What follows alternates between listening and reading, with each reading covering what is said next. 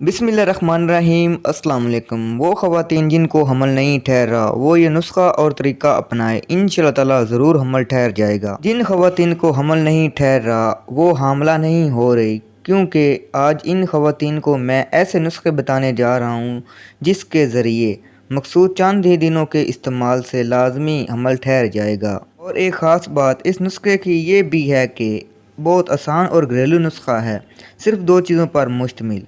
आप आसानी के साथ घर पर खुद ही बनाकर इस्तेमाल कर सकती हैं। इसके लिए आपको किसी से इसको बनवाने या किसी के पास जाने की ज़रूरत नहीं पड़ेगी।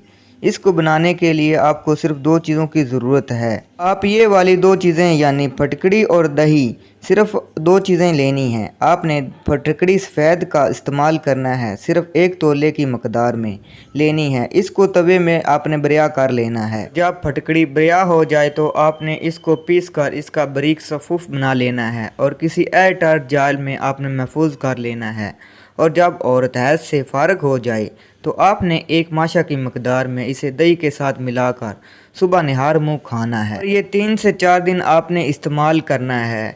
3-4 दिन के बाद आपने हम बिस्तरी करनी है। इंशाअल्लाह ताला जो ख़वातीन मायूस हो चुकी हैं इनको ज़रूर हमल ठहर जाएगा। आपने सिर्फ एक बार इसको बनाकर लाजमी इस्तेमाल करना है। ये नुस्खा बहुत से लोगों ने आजमाया है और इनको बहुत ही फ़ायदा हुआ है, इसलिए आप भी बनाकर इस्तेमाल करें और दुआओं में याद रखें। इस नुस्खे का कोई साइड इफ़ेक्ट नहीं है।